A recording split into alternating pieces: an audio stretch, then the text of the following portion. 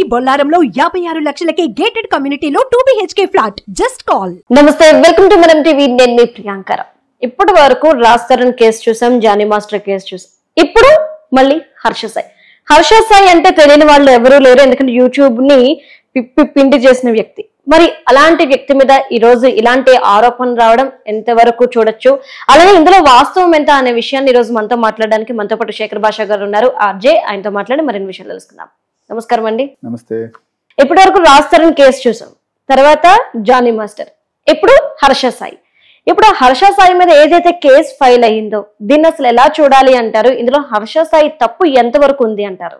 అవన్నీ మెల్లమెల్లగా తేలుతాయి. కానీ నేను ఫస్ట్ చెప్పేది ఏంటంటే, ఇది ఒక ట్రెండ్ లాగా అనిపించట్లేదా మీకు? సో మీరు మధ్యలో ఒకటి మిస్ చేశారు.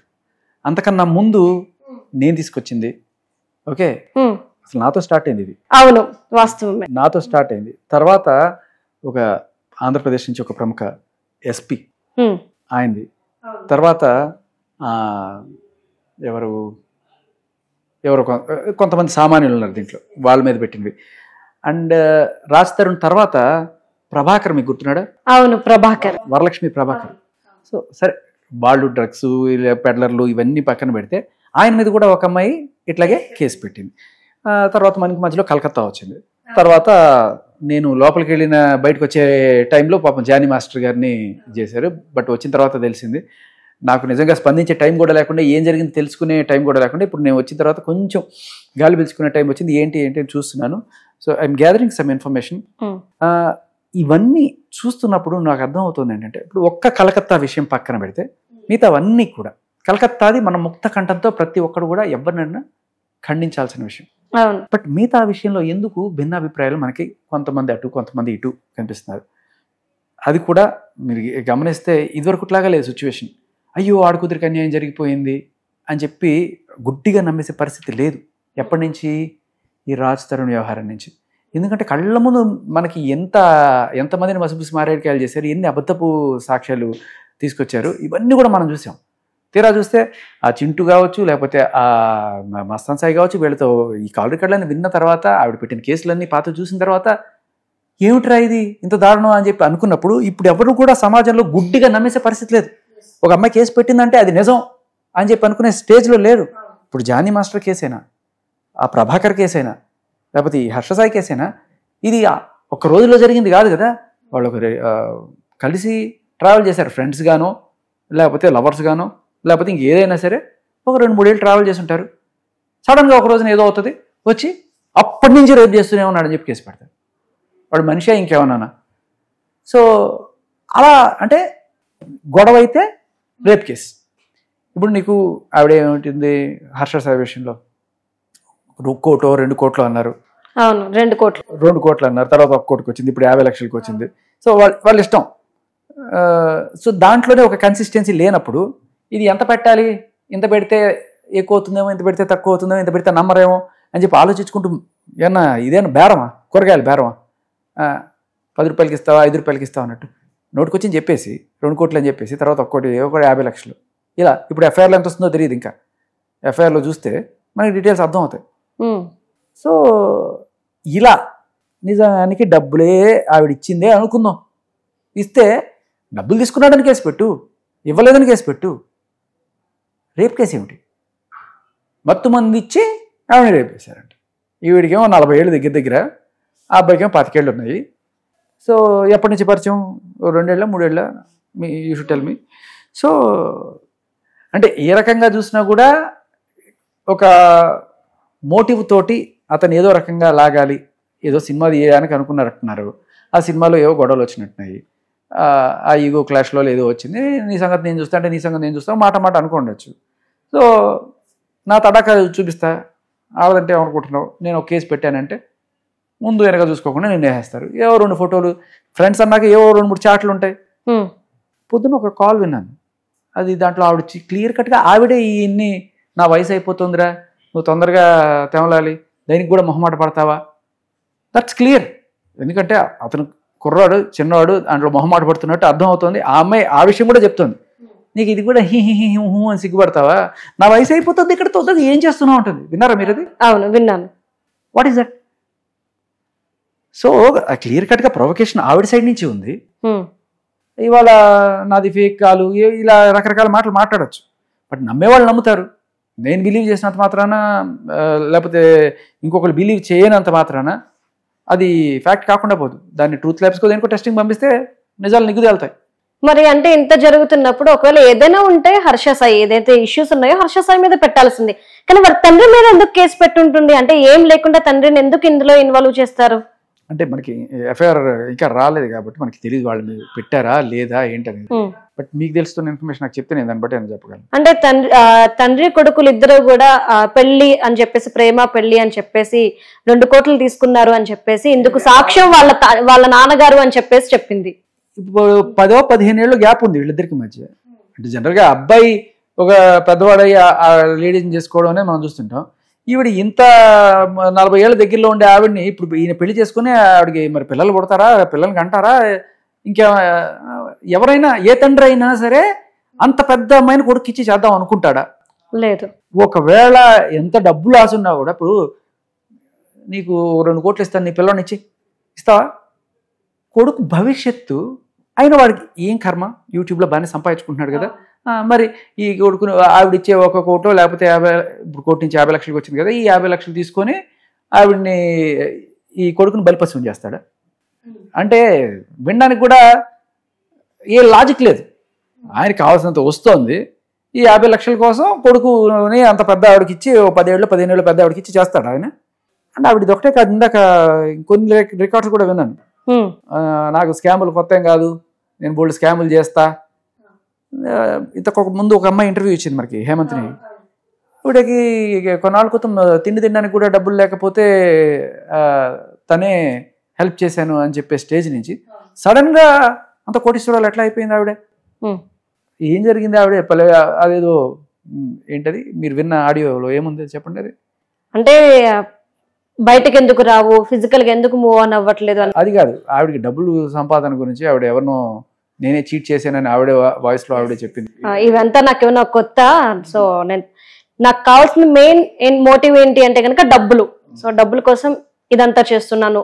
అండ్ ఇంకొక వ్యక్తి గురించి కూడాను ఎవరికైనా తెలిస్తే ఇరుక్కుంటాము, కేసుల్లో నిన్ను కూడా అరెస్ట్ చేసే ఛాన్సెస్ ఉన్నాయి అంటూ కూడా ఆమె చెప్పుకొచ్చింది. అది ఇంకొకటి ఏదో లిక్కర్ గురించి ఏదో విన్నారా మీరు?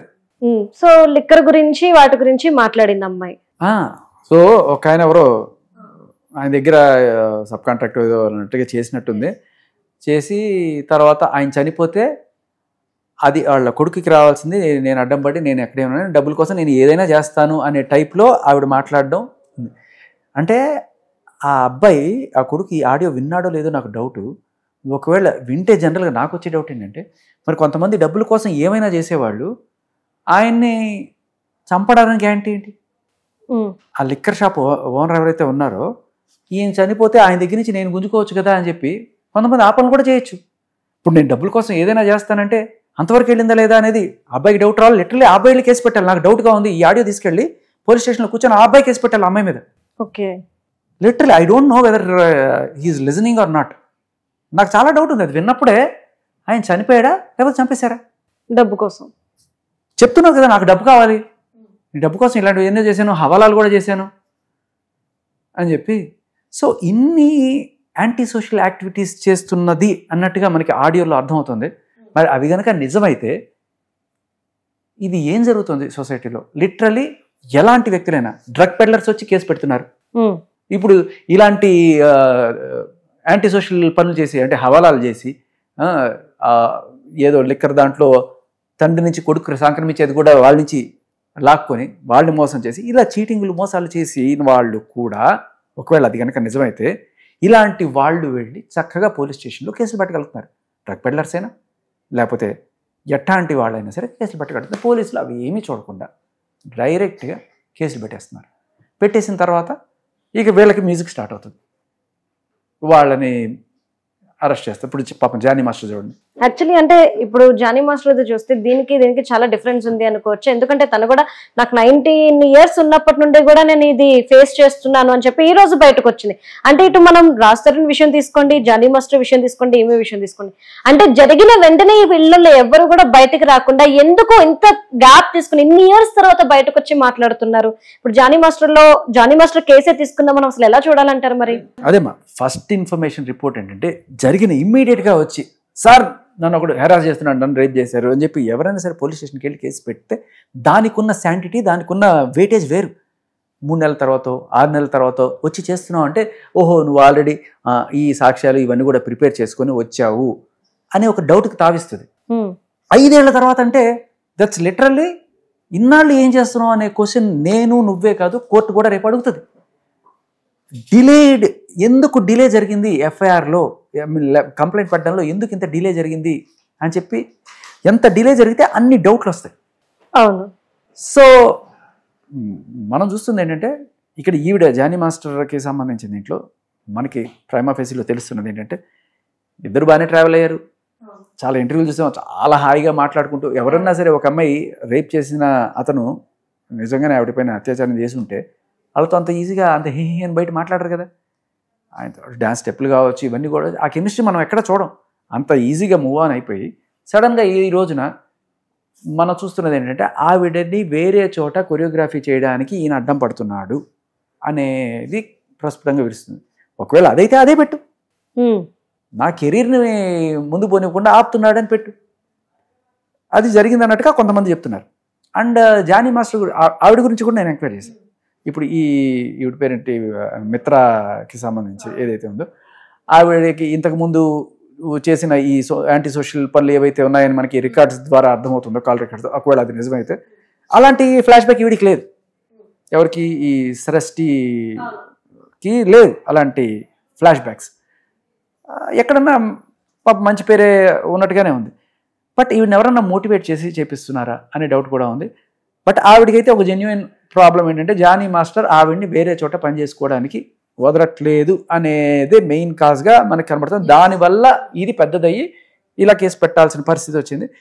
దానివల్ల అయితే అదే పెట్టాలి, కానీ రేప్ కేసులు ఇవన్నీ పెట్టి ఇప్పుడు కూడా హర్ష సాయి విషయంలో 50 లక్షలు 2 కోట్లు ఏదో ఇవ్వాలంటే దానికి కూడా 376 సర్వరోగ నివారణ లాగా ఏ ప్రాబ్లం వచ్చినా అమ్మాయికి 376 అని చెప్పి కేసు పెట్టడం అనేది మనం చాలా దారుణమైన విషయం. దానికి పోలీసులు సహకరించడం, ముందు వెనకాల చూసుకోకుండా కేసులు పెట్టేయడం, వాళ్ళ పరువులు తీయడం, ఇవన్నీ కూడా చాలా బ్యాడ్గా అనిపిస్తుంది. అంటే హర్ష సాయి విషయంలో ఇప్పటి వరకు ఆడియో కాల్స్ మాత్రమే చూసాం, కానీ పోలీసులకి ఒక వీడియో. ఇక్కడ ఇంకొక మాట కూడా చెప్పాలి.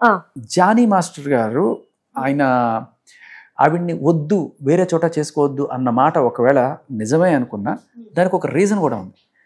ఇప్పుడు ఏదన్నా మీరు ఈ కంపెనీలో పనిచేస్తున్నారు కొన్నాళ్ళ నుంచి, ఈ కంపెనీకి సంబంధించిన కొన్ని సీక్రెట్స్ ఇవన్నీ కూడా మీకు తెలిసి ఉంటాయి. అండ్ అలాగే నేనైనా సరే ఎఫ్ఎంలో ఆర్జేగా చేస్తున్నప్పుడు సడన్గా నేను మానేసి ఆ నెక్స్ట్ రోజు నేను జంప్ కొట్టి వేరే ఎఫ్ఎంలో పనిచేస్తానంటే వాళ్ళు ఒప్పుకోరు. ఎందుకంటే నీకు ఇప్పుడున్న ఈ ఫేము ఇవంతా కూడా అలాగే కంపెనీకి సంబంధించిన సీక్రెట్స్ ఏవైనా ఉన్నా కూడా అంటే ఒక 6 నెలలు ఆగు, తర్వాత ఎక్కడైనా చేసుకో, ఒక 6 నెలలు నువ్వు ఎక్కడ చేయడానికి లేదనేది ఒక క్లాజ్ ఉంటుంది. అలాగే ఈయన డ్యాన్స్ మూవ్స్ చెప్పేటప్పుడు రకరకాల డ్యాన్స్ మూవ్స్ ప్రాక్టీస్ చేస్తారు ఒక్కొక్క హీరోయిన్. సో కొత్త మూవ్స్ అని ఆయన ట్రై చేసి అసిస్టెంట్స్కి అందరికి చెప్తున్నప్పుడు సడన్గా ఒక అసిస్టెంట్ నేను ఇక్కడి నుంచి వెళ్ళిపోయి వేరే చోట చేసుకున్నప్పుడు ఈ మూవ్స్ నువ్వు అక్కడ కనుక చేస్తే అది ఆయనకి ఐపీ రైట్స్ ప్రాబ్లం అయినట్టే లిటరల్లీ. సో అందుకని ఏం చేస్తారంటే generally dance masters they won't let their assistants to go. ఒకవేళ వెళ్ళినాక నువ్వు మానేసి ఒక 3 నెలలు 4 నెలలు గ్యాప్, ఒక 6 నెలలు గ్యాప్ ఇచ్చి నువ్వు తర్వాత చేసుకో.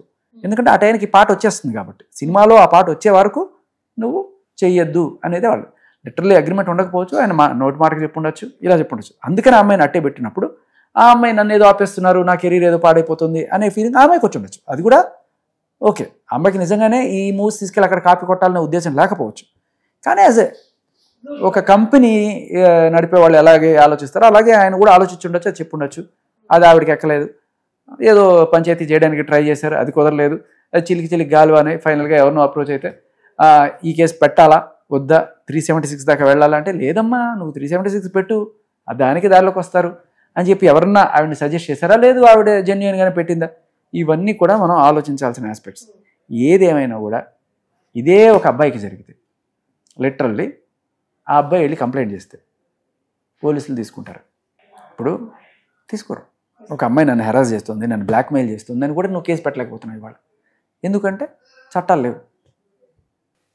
ఇదే జరుగుతూ పోతే ఇంకా రేపు ప్రతి ఒక్కళ్ళు కూడా మీకు చెప్తున్నా కదా, ఇప్పుడు BNS 68 ఏదైతే ఉందో, పెళ్లి చేసుకున్న ఒక 10 ఏళ్ల తర్వాత అయినా సరే భార్య వెళ్ళి భర్త మీద కేసు పెట్టచ్చు. ఏమని? నన్ను ఇష్టం లేకుండా నాతో కాపురం చేశాడు అని కూడా కాదు, నన్ను ఇష్టం లేకుండా కాపురం చెయ్యమని పిలిచాడు అనేది కూడా నేరమట.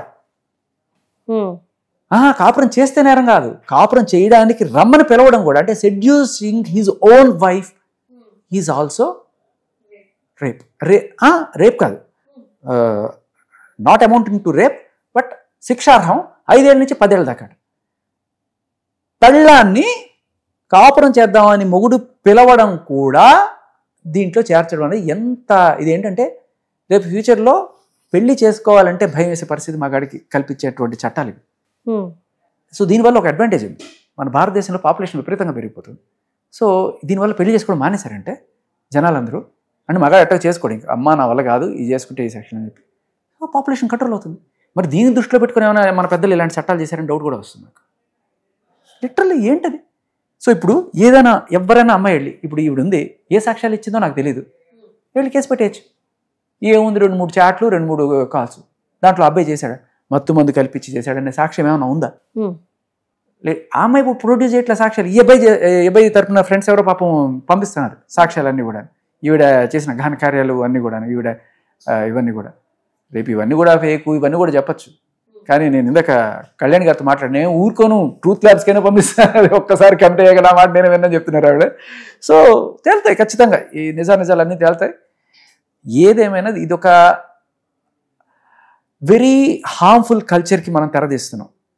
మన పోలీస్ వ్యవస్థ రండి మీరు ఏదైనా సరే వచ్చి కేసు పెట్టండి, మేము వాళ్ళని ఇది చేస్తాం అనే టైప్లో కనుక తయారైతే రేపు మగాళ్ళకి ఇవి నిజంగా ఉరితాళ్ళగా తయారవుతున్నాయి. హర్ష సాయి అయినా, జానీ మాస్టర్ అయినా, రాజ్ తరుణ్ అయినా, అలాగే ఆ ప్రభాకర్ ఈ దీంట్లో కాకపోయినా వేరే దేంట్లో అయినా సరే ముందుండొచ్చు. ఆయన తప్పులు రకరకాలుగా చేసి ఉండొచ్చు, ఆయన డ్రగ్స్ అమ్మి తప్పు చేసి ఉండొచ్చు, కానీ దానికి రేప్ కేసు ఏంటి?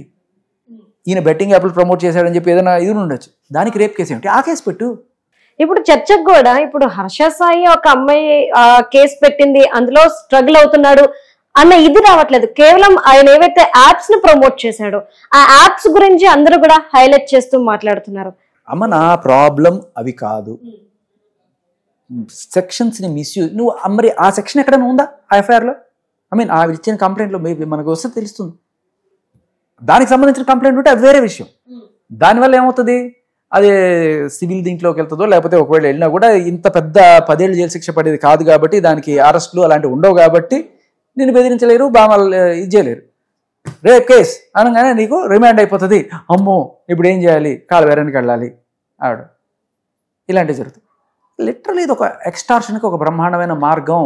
చక్కగా మనం చూస్తున్నాం రాజ్ తరుణ్ కేసులో ఇల్లు, తర్వాత ప్రభాకర్ కేసు, సరే జానీ మాస్టర్ కేసు అంటే అది వేరే, ఆవిడని వేరే చోట పని చేసుకొని ఇవ్వకపోతే దానికి కూడా రేప్ కేసు. ఏంటిది అంటే వేనికైనా మేము వెళ్ళి రేప్ కేసు పెట్టేస్తాం. సో అంటే ఆ వీడియో చూసాక మనం ఎలా అర్థం చేసుకోవాలి అంటే, జస్ట్ తను ఒక ఫోన్ చూపిస్తున్నాడు, ఆ ఫోన్ లో ఏముంది అనేది ఎవరికీ తెలియదు. బట్ ఈ అమ్మాయి ఆ ఫోన్ చూసాక అటు ఇటు వచ్చి కొంచెం అరవడం లాంటివి చూసాం, అంటే వాయిస్ లేదు. అంటే తనేం చెప్తుంది, ఆ వీడియో చూపించి ఆ అబ్బాయి నన్ను కొన్ని నాకు సంబంధించిన ప్రైవేట్ వీడియోస్ చూపించి నన్ను బ్లాక్మెయిల్ చేస్తున్నాడు అని. అంటే నిజంగా ఆ సిచ్యువేషన్ చూసాక నిజంగా హర్ష సాయి అమ్మాయిని బ్లాక్మెయిల్ చేస్తున్నాడా?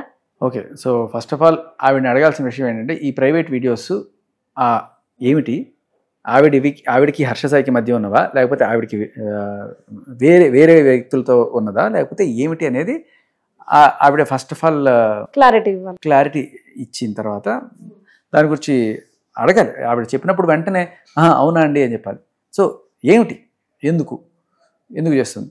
ఇంకొకటి ఏంటంటే, ఈ సెక్షన్స్ పడాలంటే ఒక రెగ్యులర్ ఫార్మాట్లు ఉంటాయి. ఒక రెనౌండ్ లాయరో లేకపోతే ఎక్స్పీరియన్స్డ్ పోలీసో ఎవరన్నా సరే అక్కడికి వెళ్తే చెప్తారు, అమ్మాయి ఈ కంప్లైంట్ చల్లదమ్మా, ఇట్లా పెట్టండి, ఏ సెక్షన్లు ఎక్కడెక్కడ పడతాయి అని చెప్పండి.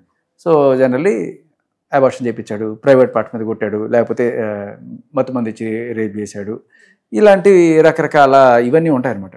సో వాళ్ళు ఇలా ఇలా ఇలా ఇలా పెట్టండి మనకి ఇక్కడ పడతాయి అని చెప్పి మేము కేసు పెట్టడానికి వీలుగా ఉంటుంది అన్నట్టుగా వాళ్ళు తీసుకుంటారు.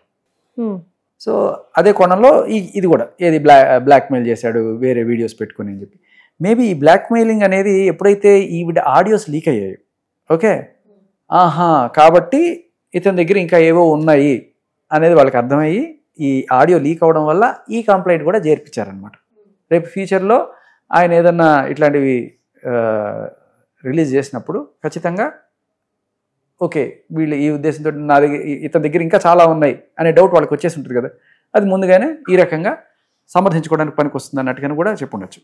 సో వాళ్ళు మేబీ ఎఫ్ఐఆర్ పెట్టక ముందే ఇవి బయట రిలీజ్ చేయడం అనేది ఒక చిన్న తొందరపాటేమో అని అనిపించింది. ఓకే. సో అది వాళ్ళు విని లేదు ఇదిగో ఎఫ్ఐఆర్లో ఇది మార్చితేనే మనకి ఇప్పుడు ఇది ఉంటుంది అన్నట్టుగా ఏమైనా చేశారేమో అన్నట్టు కూడా అనిపిస్తుంది. సో ఎఫ్ఐఆర్లో ఇంత డిలే ఎందుకు అయింది అనేది కూడా మనం ఆలోచించాలి. కంప్లైంట్ ఇచ్చిన తర్వాత ఎంత డిలే అవుతుంది, ఎన్నిసార్లు ఎఫ్ఐఆర్ మార్చారు అనేది కూడా మనం ఆలోచించాలి. అండ్ జానీ మాస్టర్ కేసులో కూడా ఇదే. సో ఫస్ట్ పోక్సో అనుకోలే, తర్వాత పోక్సో వచ్చింది, మీరు గమనించారా? సో ఎఫ్ఐఆర్లు మారుస్తున్నారంటే దాని శాంటిటీ తగ్గిపోతుంది. ఎఫ్ఐఆర్ ఎందుకు ఇన్నిసార్లు మార్చాల్సి వచ్చింది అంటే నీకు ఏదైనా మోటివ్ ఉందా, జరిగినట్టుగా రాసినప్పుడు అది ఎఫ్ఐఆర్. అలా కాకుండా ఇప్పుడు ఇంకోటి పెడదాం అంటే అవతల వాళ్ళని ఎంత పకడ్బందీగా ఇరికించాలని ఒక ప్లాన్ చేస్తున్నారనేదే అనిపిస్తుంది మనకి. అంటే ఈ కేసులు పెట్టేటప్పుడు కూడా వీళ్ళు ఏవైతే సాక్ష్యాలు అంటే చాటింగ్ అని కొన్ని వీడియోస్ అని కొన్ని ఆడియోస్ అని చెప్పేసి పంపిస్తున్నారు, ఇవి ఎంతవరకు నమ్మచ్చు? చాటింగ్ మనం చాలా ఈజీగా క్రియేట్ చేయొచ్చు. ఓకే, ఇప్పుడు మీరు ఆయనతో చాట్ చేసినట్టు లేకపోతే మీరు మోడీ గారితో చాట్ చేసినట్టు కూడా మనం క్రియేట్ చేయొచ్చు. చాలా సింపుల్. మీకు ఒక చిన్న టెక్నిక్ చెప్పనా? మీరు నాతో వాట్సాప్ చాట్ చేస్తున్నట్టు క్రియేట్ చేయాలంటే నేనేం చేస్తాను, మీ నంబర్ ఏదైతే ఉందో ప్రియాంక నంబర్, నేనేం చేస్తానంటే ప్రియాంక అనే పేరు ఉంది కదా, ఆ ప్రియాంక పేరు తీసేసి మీ నంబర్తో మీ పేరుని ఫీడ్ చేస్తాను. ప్రియాంక PRIYANK అది తీసేసి మీ నంబర్ 904 ఏదైతే ఉందో అది పెట్టేస్తాను. +91 కూడా ముందే యాడ్ చేసి పెట్టేసిన తర్వాత ఇది ఎవరిది, నాదే నంబర్ ఉంటుంది, సారీ నా నంబర్ ఉంటుంది. ఇలా మీ నంబర్ తోటి నేను నా దగ్గర ఉండే వేరే అకౌంట్దే ఫీడ్ చేస్తాను. ఓకే, మళ్ళీ చెప్తా వినండి. నా దగ్గర ఇంకో సిమ్ కార్డు ఉంది, ఆ సిమ్ కార్డుకి ఉన్న నంబర్కి ఒక పేరు పెట్టాలి కదా, ఆ పేరు బదులు మీ నంబర్ ఫీడ్ చేస్తాను. ఓకే, అర్థమైందా? ఆ నంబర్ ఫీడ్ చేసిన తర్వాత దాంతో నేను చాట్ చేసుకుంటాను, ఇటుపక్క అటుపక్క నేనే చాట్ చేసుకుంటాను. చాట్ చేసుకున్న తర్వాత మీరు కనుక ఆ చాట్ చూస్తే ఓకే ఏమవుతుంది, మీ నంబర్ నుంచి నాకు ఆ చాటింగ్ వచ్చినట్టు ఉంటుంది. Yes, okay. ఈ టెక్నిక్ మన రాజ్ తరుణ్ కేసులో ఆవిడ చాలా చక్కగా వాడుకుంది. ఏ రకమైన ఇది లేకుండా అరే నేను ఎప్పుడు చేసిన ఈ చాట్ అని మనకు షాక్ అయిపోతాం. తీరా చూస్తే ఇది టెక్నిక్. వాట్సాప్ చాట్లకి ఎటువంటి శాంటిటీ లేదు. నేను చెప్తున్నాను కదా, ఆవిడ ఇంతకుముందు రాజ్ తరుణ్ అలా చేశాడు ఇలా చేశాడు అని చెప్పి కొన్ని చాట్లన్నీ పట్టుకొచ్చిందే, ఇదే టెక్నిక్. ఆయన నంబర్ ఉంటుంది, ఇక్కడ కింద చాట్ ఉంటుంది. మీరు కావాలని ఎవరు కూడా తెలిసిన వాళ్ళది నంబర్తో ఫీడ్ చేసుకోరు. అక్కడ నంబర్ మనకు కనబడేలా ఎందుకు ఉంటుంది అనేది చిన్న లాజిక్ ఆలోచిస్తే ఎవరికైనా కూడా నంబర్ కనబడేలా ఎందుకు ఉంటుంది, అన్నాళ్ళు ఫ్రెండ్ ఉన్నవాడిది అవును కదా. ఎందుకు అంటే ఆ నంబర్ తీసేస్తే అసలు నంబర్ బయటకు వస్తుంది. అర్థమైందా? ఇది కాకుండా ఫేక్ వాట్సాప్ అని ఒక యాప్ కూడా ఉంది, అది వేసుకొని మీ ఇష్టం వచ్చిన చాట్లు మీరు క్రియేట్ చేసుకోవచ్చు. ఈ వాట్సాప్ చాట్లు తీసుకొచ్చి ఇదిగోండి అని చెప్పి మీడియాకి ఇచ్చేస్తే వాళ్ళందరూ ఇది నిజాలు అనుకుని వేసేస్తే అవతల వాళ్ళు పరుగు పోద్ది, లేకపోతే డిఫేమ్ అవుద్ది, మేబీ ఆత్మహత్యలు కూడా జరగచ్చు.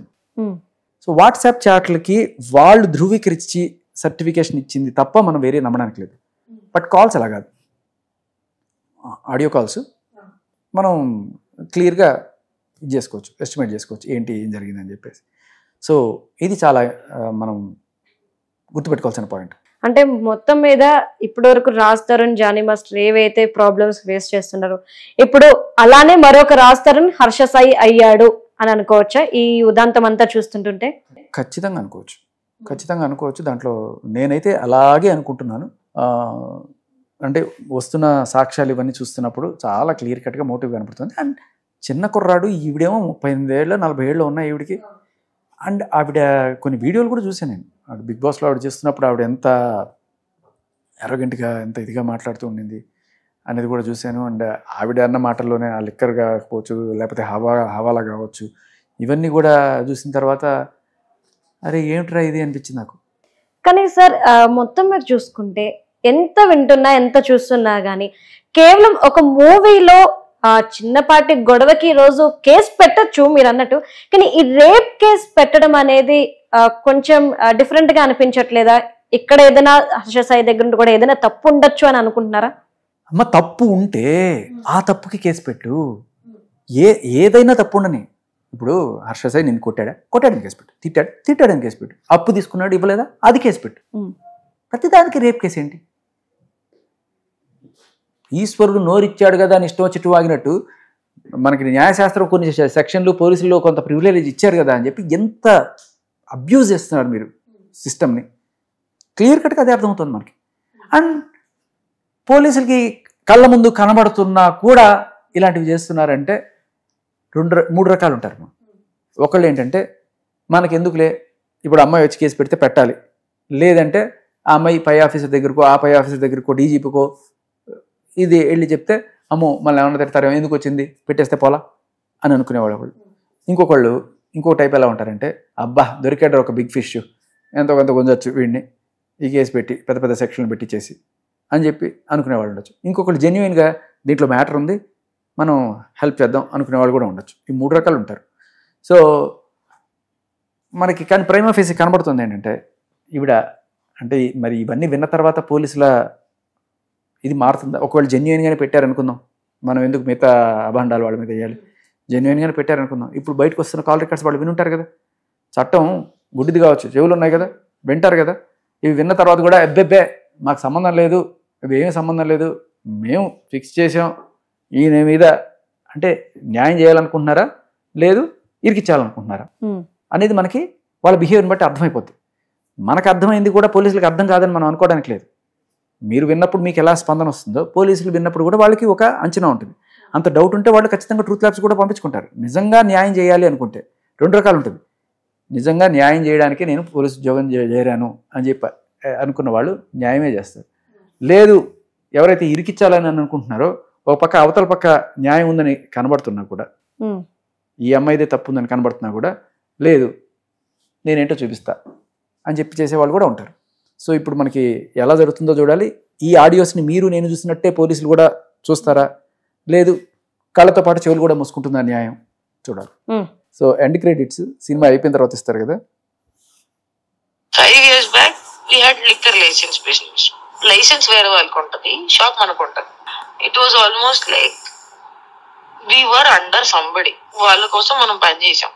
ఓకే, వాళ్ళకి షేర్ బిజినెస్ లో ఉండి okay, we stood on the business from behind. I used to like somewhere else, some from other point of view, we used to get the stocks and everything. Okay, go down on that. So I used to deal it because the license was with that person and the owner suddenly expired. Exactly. తండ్రి తర్వాత కొడుకుకి పోవాలి కదా, ఆ కొడుకుకి పోవాలి అనుకుంటే అది నేను ఇవ్వాలి తలుచుకోలే. యాక్చువల్లీ అప్పుడు చెప్పిన తర్వాత ఏమైంది, ఆడు కొడుకు వచ్చేసి he was literally tracing me. ఆలోచించదాన్ని 3 లక్షల ప్లేస్ లో మనకు 10 లక్షలు వస్తుంది అనుకుంటే నేను ఎందుకు నీకు ఇస్తాను, నాకు ఉండే స్టాక్ కి డబ్బు కకృతి పడి I so much of money. So ఆవిడకి ఫస్ట్ వచ్చేది ఆయన ఓనర్ బతుకున్నప్పుడు 3 లక్షలు ఇచ్చేవాడు ఆవిడకి అది నడిపిన దానికి. సో ఇప్పుడు ఆయన వెళ్ళిపోయిన తర్వాత 10 లక్షలు వస్తుంది. 10 లక్షలు వస్తుంటే 3 లక్షల ప్లేస్ నాకు 10 లక్షలు వస్తున్నప్పుడు నేను ఎందుకు ఇవ్వాలి నీకు? అవును అంటే న్యాయపరంగా ఆ కొడుక్కి చెందాల్సింది, కొడుకు వస్తే మళ్ళీ ఇవిడికి 3 లక్షలే వస్తాయి. అవును, బట్ కొడుకు ఇవ్వకుండా కమింగ్ లిక్కర్ వెనకాల ఉండే డబ్బులు అసలు పిచ్చి పిచ్చిగా ఉంటుందని చెప్పేసి I want this business, I want this business. I did not give him. నేను బాడీ కూడా చెప్పాను, we'll do this, continue this, we'll not give it to him. అదే లాగాయి Really, it was like on the Madhapur junction. నేను just ఒక car దిగి just నడుచుకుని ఇక్కడ నుంచున్నా, నడుచుకుని 2 అడుగే వేసుకుంటాను. బాగా అక్కడ నన్ను వదిలేసి వెళ్ళిపోయారు. 2 boys on bike. లిటరలీ ఒక్కటి వచ్చేసి నా చైన్ దగ్గర లాగేసుకుని కత్తితో నా చైన్ వల్ల బతికిపోయాను అనుకో. జస్ట్ స్లైట్ మార్క్ అని. అప్పుడు మాకు ఒక పెద్ద బాస్ ఉండేవారు. He said, ఇదంతా వదిలేయమ్మా, మనకి కరెక్ట్ కాదు, ఏ చెప్పినా సరే ఇలాంటి సంపాదన మీద నువ్వు ఇంక ఇంతసేపు ఉంటావు చెప్పు, వాళ్ళకి ఎక్కడైనా పట్టుకుంటే ఏం చేస్తావు అని చెప్పి that was the conversation. And then అంటే వాళ్ళు మాకు కూర్చోబెట్టేసి మ్యూచువల్ లో కాన్సెప్ట్ లో అది వాళ్ళకి ఇప్పించేసారు. వాళ్ళకి ఇవ్వడంలో కూడా I was not happy at all. అంటే నాకు అప్పుడు చాలా అహంకారం, నాతో లాక్కోగలుగుతారా అనేది ఒక thought process. I earn so much, okay, I earn XYZ వేలు, I earn it. But now what I feel is, literally when they said, no, as a woman that business is not good for you, okay, future లో అయితే చేద్దాం అనుకుంటున్నావు అనుకుంటే ఈ business లో కాదు, వేరే దాంట్లో చేసుకో. ఎందుకంటే రేపు ఎవరికైనా తెలిసిందనుకో ఆ మిత్ర శర్మకి 80 వైన్స్ ఉన్నాయా అని చెప్పి మాట్లాడితే ఎలా ఉంటుంది, తెలిసి ఉంటుంది. అప్పుడు నాకు ఏంటి, నాకు డబ్బే కావాలి, నాకు అంత బుద్ధుండేది కూడా కాదు దట్ నా ఈ వైన్ కాదు అని చెప్పి. ఓకే, నాకు పని దొరికింది కాదు, నేను పని చేశాను, నాకు డబ్బులు. ఓకే, బికాజ్ అప్పటికే I was like, I worked on so many very VVIP candidates, even for foreigners I have worked. I have learned that from the most VVIP candidates, if you are just loyal to them, you can be the part of the success and the money they are earning. So అది నాకు బుద్ధి లేదు, నేను ఇలాంటి పనులు చేసుకునే సంపాదించాను, XYZ రకరకాల పనులు చేసి సంపాదించాను. ఇవన్నీ కూడా మీరు వినుంటారు. అది ఏం పనులు అనేవి వెండి తెరపై త్వరలోనే మీరు చూస్తారు. Okay, right. Thank you so much sir.